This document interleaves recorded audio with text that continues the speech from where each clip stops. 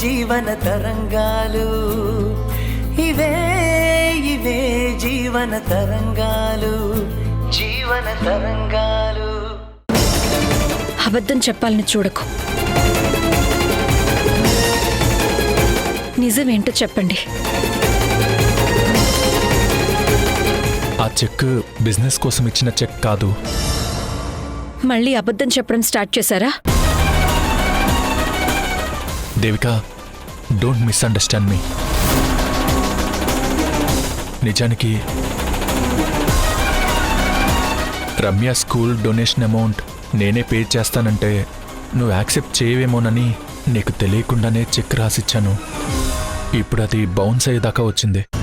నాతో మీరొక మాట చెప్పుంటే మీరిలా టెన్షన్ పడాల్సిన సిచ్యువేషన్ వచ్చుండేది కాదు కదా. టైం బాగలేనప్పుడు అన్నీ రివర్స్లో జరుగుతూ ఉంటాయి అంటారు కదా. ఇప్పుడు నా విషయంలో కూడా అదే జరుగుతుంది. రమ్యకి సీట్ రావడానికి కారణమైన నేనే ఇప్పుడు సీట్ రాకపోవడానికి కారణమవుతానేమో అని ఆ గిల్ట్ ఫీలింగ్ ఉంది. నీకు ఈ విషయం తెలిస్తే ఎక్కడా అసహించుకుంటావేమో అని కొంచెం భయంగా ఉంది. అడగ్గానే నిజాయితీగా నిజాన్ని చెప్పారు. అది చాలు నాకు. నన్ను నమ్మినందుకు థ్యాంక్స్ దేవిక. ఆ చెక్ సంతకం నేను చూసుకుంటాను. మీరు రిలాక్స్ అవ్వండి. ఓకే. అన్నట్టు చెప్పడం మర్చిపోయాను. అత్తయ్య గారు రేపు వస్తున్నట్టు కాల్ చేశారు. ఓహో, మీ అత్తయ్య గారు తన కూతురి కన్నా అల్లుడు గారికి ఎక్కువగా కాల్స్ చేస్తున్నారన్నమాట. అత్తయ్య నన్ను అల్లుడి కన్నా కొడుగ్గా ఫీల్ అవుతుంది. అందుకే చనువుగా కాల్ చేసి ఉంటుంది. Very good. సరే పదండి లంచ్కి.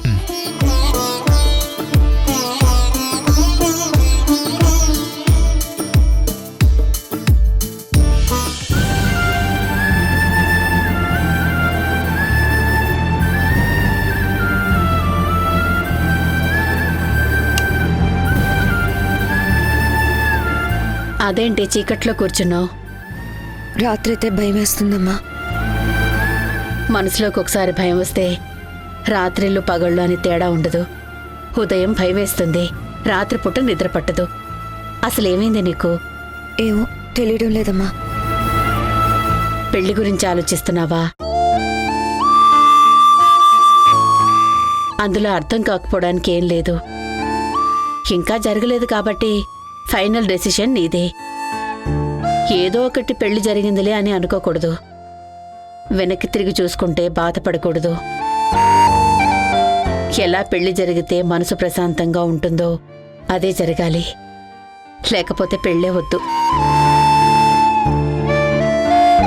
అమ్మా, నీ మ్యారేజ్ లైఫ్ నీకు బోర్ కొట్టిందా?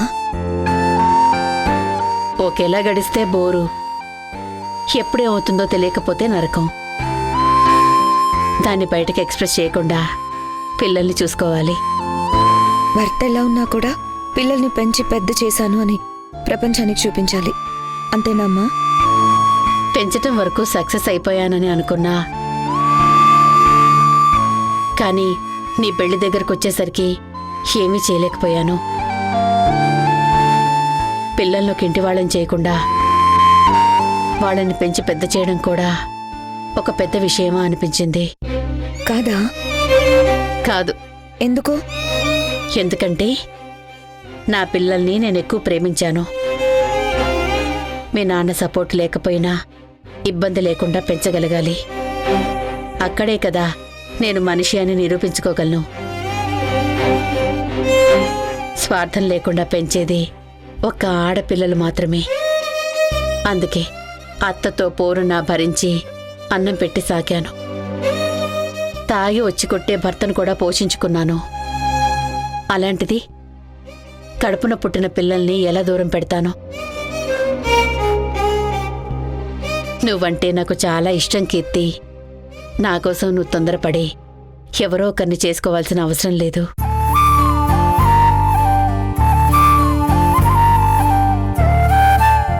ఇప్పుడు మనశ్శాంతిగా ఉందమ్మా నాకు.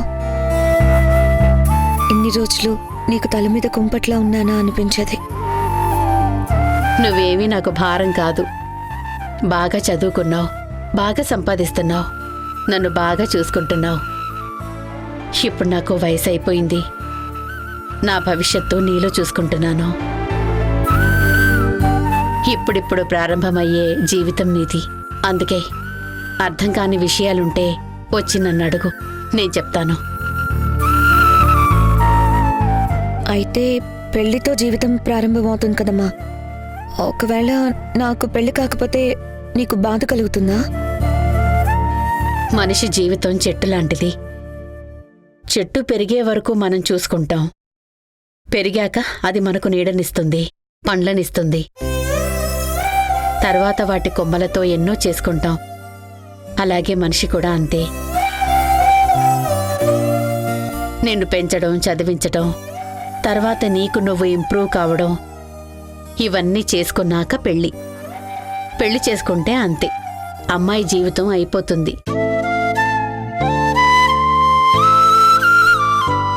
అంటే కూతురుగా ఉండే ముచ్చట్లన్నింటికీ ముగింపు అని. నువ్వు చెప్పింది తల్లిగా నాకు ప్రపంచాన్ని చూపించడం గురించే. ఇప్పుడు నేను సొంతంగా లోకాన్ని చూసే టైం వచ్చింది. పెళ్లి తర్వాత చూడడం స్టార్ట్ అవుతుంది. అయితే కళ్ళల్లో ఉన్న సంతోషం మనసుకి ఉండొచ్చు, ఉండకపోవచ్చు. అది నీకొచ్చే లైఫ్ పార్ట్నర్ని బట్టి ఉంటుంది.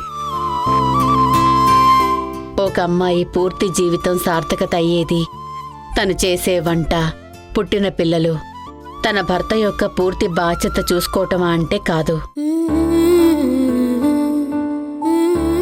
భర్త బయట పనులు అన్నీ చూసుకొని వస్తే భార్య ఇంట్లో పనులు చూసుకోవాలి. అప్పుడే అబ్బాయి అమ్మాయి పెళ్లి తర్వాత కొత్త లోకాన్ని చూడగలుగుతారు. సరే అమ్మా, నేను పడుకుంటాను. నీకు నేనున్నాను. నీకు నచ్చకపోతే నువ్వు ధైర్యంగా నో చెప్పాలి. అమ్మాయిలు ఖచ్చితంగా ఈ లక్షణం కలిగి ఉండాలి. అది పిల్లలకు కూడా వస్తుంది. చూడు, నీ మనసుకి బాగా నచ్చిన అబ్బాయి దొరికేంత వరకు పెళ్ళొద్దు. నీకు పెళ్లి జరిగితే చాలా సంతోషం, జరగకపోయినా నాకేం బాధలేదు. పడుకో.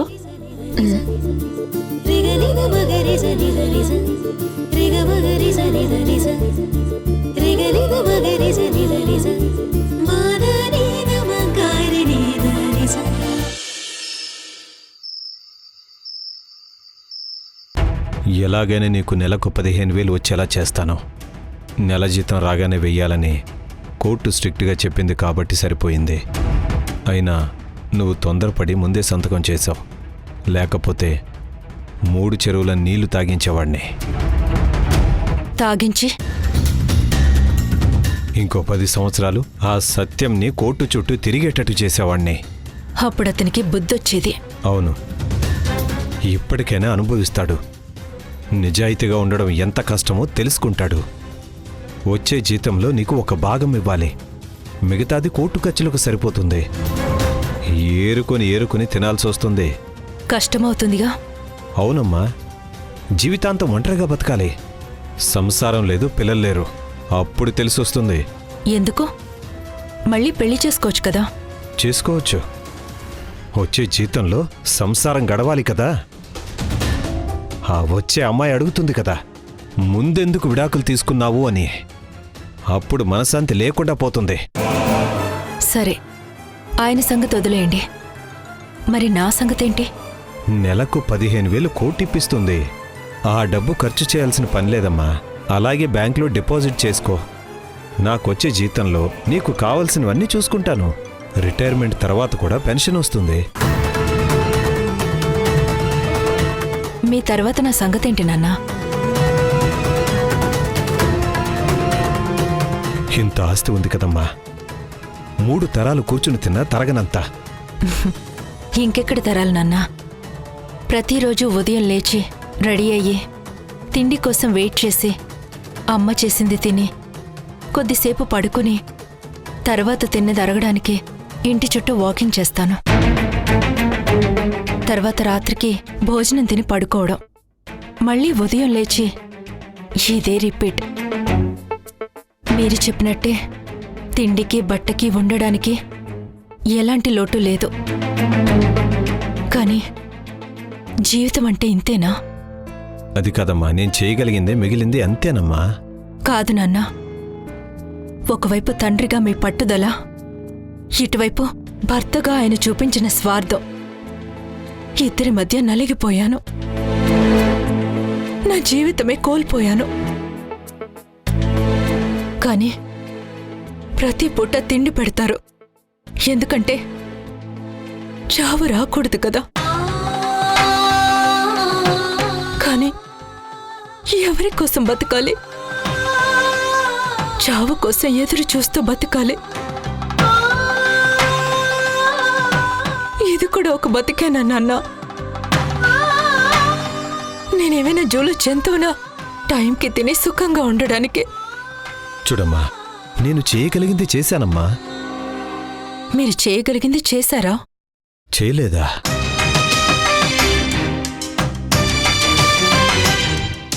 నేను పుట్టినప్పుడు, నన్ను మొదటిసారి చూసినప్పుడు మీకేమనిపించింది నాన్న? చాలా సంతోషం వేసింది. ఆఫీస్లో అందరికీ స్వీట్స్ పంచాను. అమ్మాయి పుట్టిందని ఏం బాధపడలేదా? అబ్బాయి కావాలని కోరిక ఉండేది, కానీ అమ్మాయి పుట్టిందని విసిగేం లేదమ్మా. మీరేమైనా నన్ను ఇలా చేయాలని ఏమైనా కోరికుందా? బాగా చదివించాలనుకున్నాను, కానీ నువ్వు చదువుకోలేదు. జాబ్ చేస్తాననుకున్నారా? లేదమ్మా, నువ్వెంత చదివినా జాబ్ చేయాలి, సంపాదించాలని ఎప్పుడూ అనుకోలేదు. మంచి అబ్బాయిని చూసి పెళ్లి చేసి మనవడో మనవరాలో వస్తే వాళ్ళనెత్తుకుని ఆడించాలి, హాయిగా ఉండాలనుకున్నాను. అంత అనుకున్నవారు ఎలాంటి అల్లుడు కావాలో కూడా ఆలోచించే ఉంటారు కదా. అవును, చదువు సంస్కారం కలిగి ఉండాలి, మంచి ఉద్యోగం, పెద్దలంటే గౌరవం ఉండాలి అనుకున్నాను. మరి మీకొచ్చిన అల్లుడు అలా లేరా? ఆ అల్లుడు గౌరవించేలా మీరు ప్రవర్తించలేదు కదా. ఎక్కడో మీరు చేసిన తప్పు కప్పిపుచ్చుకునే ప్రయత్నం. అందుకే మీకు అసలు రూపం బయటికి కనిపించకుండా కప్పిపుచ్చుకునే అల్లుడు దొరికాడు. అతను 7.5 ఏళ్ల కాపురం చేశాక నువ్వు వద్దు అని నాకు విడాకులిచ్చాడు.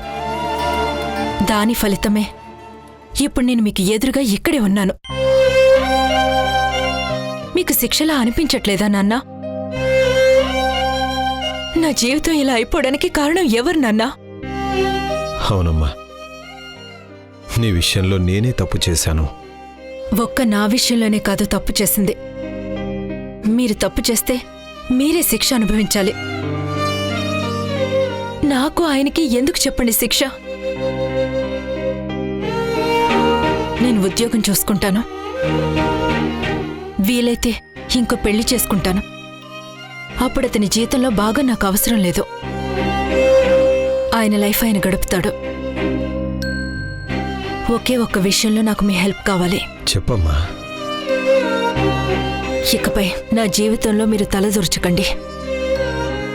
అన్ని నిర్ణయాలు నేనే తీసుకుంటాను. కష్ట నష్టాలు నేనే భరిస్తాను. ఆటుపోట్లని నేనే ఎదుర్కొంటాను. ఇంకో విషయం, ఆయన పంపించింది ఇక చాలు.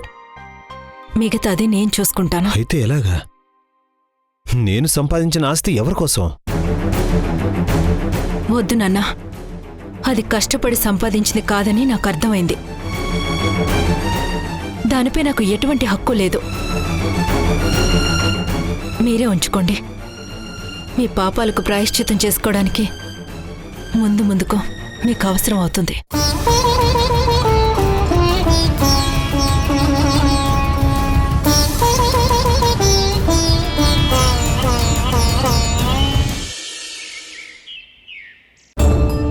అమ్మా, నాన్నెక్కడా? ఎందుకు? నీకు తెలీదా? ఆయన ఎప్పుడు చెప్పెళ్ళారు గనక. నాన్న ముందులా లేరమ్మా, చాలా మారిపోయారు. అవును, ముందులా లేరు. రిమోట్ లేని రోబోలా మారిపోయారు. కూర్చోమంటే కూర్చుంటున్నారు, నించోమంటే నించుంటున్నారు. అలా ఉండడం వల్ల ఎవరికి ఉపయోగం చెప్పు? మనిషన్న తర్వాత ఏదో ఒక ఆశయం ఉండాలి, లేదంటే కష్టం. కష్టం తెలుస్తుంది, పోను పోను ఏదో ఒక లక్ష్యం ఏర్పడుతుందిలేమ్మా. ఇంకెప్పుడు? కాటికి కాలు చాపే వయసులోనా? మీ నాన్నది ఫస్ట్ నుంచి ఒకటే లక్ష్యం, తప్పించుకొని తిరగటం. ఇప్పుడు కూడా విసుగొచ్చి సంసారాన్ని వదిలేసి వెళ్ళిపోయి ఉంటారు. అమ్మా ప్లీజ్ అమ్మా, అలా మాట్లాడుకో. నాన్న ఎక్కడికెళ్ళాడో చెప్పు. వచ్చారు, అలా నించున్నారు, సేమ్ రోబోలా. నీకేమైనా హెల్ప్ కావాలా ధరణి అన్నారు. ఏదో పెద్ద హెల్ప్ చేసేవాళ్లాగా. ఏం చేయాలో చెప్పు అని అడిగారు. మార్కెట్కి వెళ్ళరమ్మని చెప్పాను. తర్వాత నాకే ఆయనకు చెప్పడం ఎందుకులే అనిపించింది. అంతలో ఆయనే సరే నేను వెళ్ళొస్తానని వెళ్ళారు. వస్తారులే. వచ్చారేమో చూడు.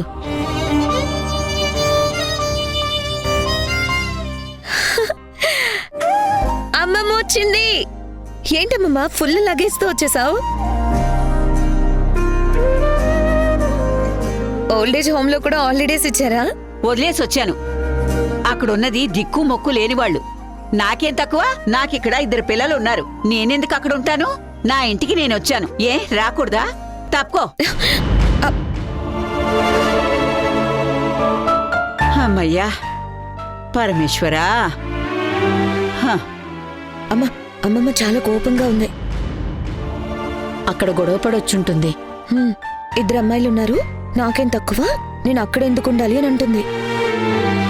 కాదని ఇప్పుడు ఎవరన్నారంట? అమ్మమ్మ ఇక్కడే ఉంటారులేమ్మా. ఉండడానికి నాకే ప్రాబ్లం లేదు. ఇంట్లో కుదురుగా ఉండదు. నా డబ్బులతో బతకడం తనకిష్టం ఉండదు. అందుకే ఏదో ఒక పనికి వెళ్తుంటుంది. వయసయ్యాక తను కష్టపడటం నాకు కష్టంగా అనిపిస్తుంది. ఈ వయసులో తను సంపాదిస్తే నేను తింటూ నాకు సంతోషంగా అనిపిస్తుందా? అక్కడ కూడా పని ఉంటుంది కదమ్మా. వాళ్ళు చెప్పిన పని చేయటం అమ్మమ్మకి ఇష్టం ఉండదు. తనకు నచ్చిన పని చేయటం ఇష్టం. పైగా అక్కడ తనతో మాట్లాడడానికి తనకు తెలిసిన వాళ్ళంటూ ఎవ్వరూ ఉండరు. పొరుగు వారితో వెంటనే కలవదు. అందుకే వచ్చేసుంటుంది. సరేలే, ఇక్కడే ఉంటుంది. నువ్వు వెళ్ళి మాట్లాడించు ఏవైందని. నేనా? No chance. మీరు మనసు విప్పి మాట్లాడుకొని ఒక అండర్స్టాండింగ్కి రండి. నాకెలాంటి సంబంధం లేదు. సరే పదా, నేను వస్తాను. అమ్మమ్మ తీసుకో.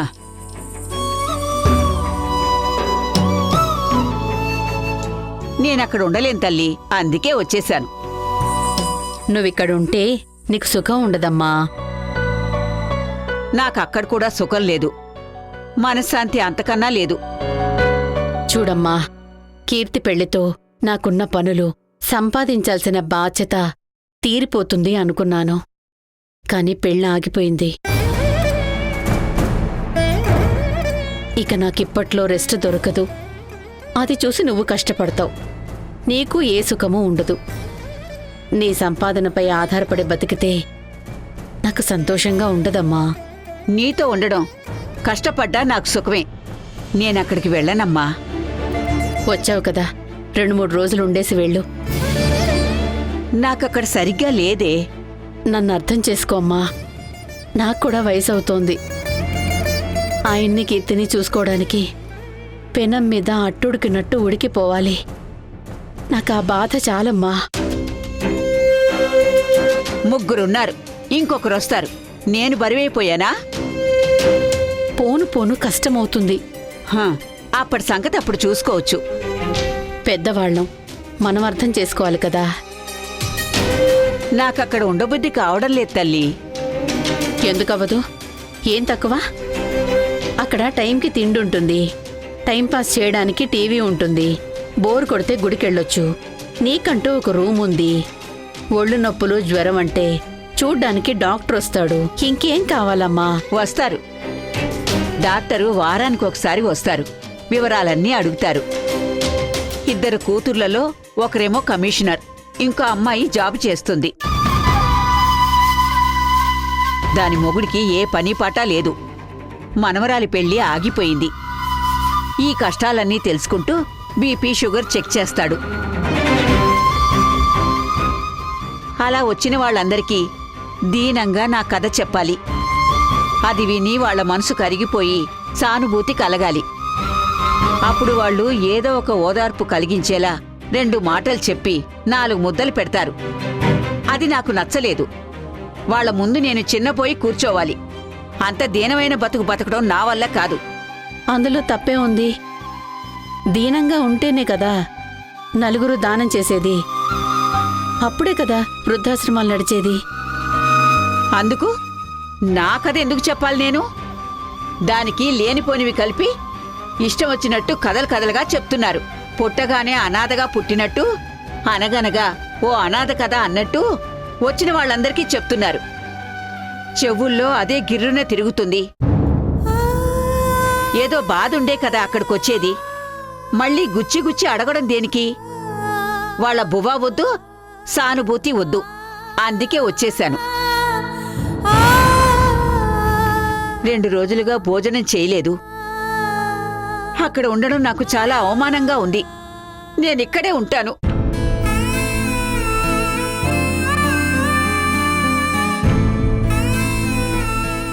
ఎందుకలా చూస్తున్నావు? వద్దన్నా ఇక్కడే ఉంటానన్నందుక? ఊరికే ఉండను, ఏదో ఒక పని చేస్తానులే. మరి నువ్వు సవతి తల్లివి కదా అమ్మా, ఫ్రీగా చూసుకోవాల్సిన అవసరం లేదని అంటున్నావు, అంతేనా? ఏ, నేను నీ కూతుర్ని కానా? ఎందుకు అలా మాట్లాడుతున్నావు? 2 రోజుల నుంచి భోజనం చేయలేదంటున్నావు. చాలా ఆకలిగా ఉందే. కీర్తి, అమ్మమ్మకి భోజనం వడ్డించు. ఏదో ఒక పని చేశాకే తింటానంటావు. ఇది నీళ్ళైతేనే కదా. తీసుకెళ్ళు. పదమ్మా.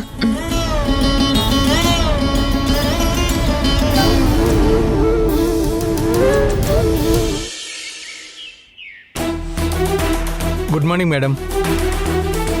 నమస్తే, కూర్చోండి. పర్వాలేదు మేడం. మేడం, అవినీతికి పేటెంట్గా మారిన ఇంజనీర్ ప్రకాష్లో మార్పు వచ్చింది మేడం. నీలకంఠానికి చెందిన 2 షాపింగ్ కాంప్లెక్స్లు, ఒక థియేటరు ఇన్స్పెక్షన్ చేశాడు.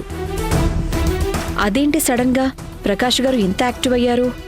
మనిషి చాలా ఇంటెలిజెంట్ మేడం. మనిషి ఇన్స్పెక్షన్కి వెళ్తే ఎవరినైనా వణికించే సత్తా ఉన్నాడు. ఆ ఇమేజ్ని వాడుకొని బాగా సంపాదించుకున్నాడు.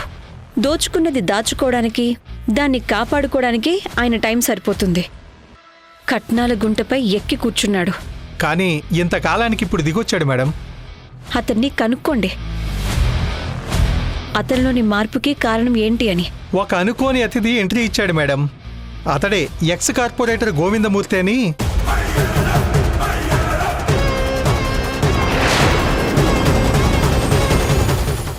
నువ్వు కూడా రమ్యకి ఇన్సూరెన్స్ చేయించాలని కరెక్ట్ డెసిషన్ తీసుకున్నావు కళ్యాణ్. కోపం మాటల్లో, ప్రేమ చేతల్లో చూపించాలి అంటారు కదా. పిల్లలి కనంట్రా మొర్రో అని నేను మొత్తుకుంటుంటే మీరు మాత్రం ఆ రమ్యకు మంచి చేసినందుకు ఒకరినొకరు పొగుడుకుంటూ సన్మానాలు చేసుకుంటున్నారు. అత్తయ్య,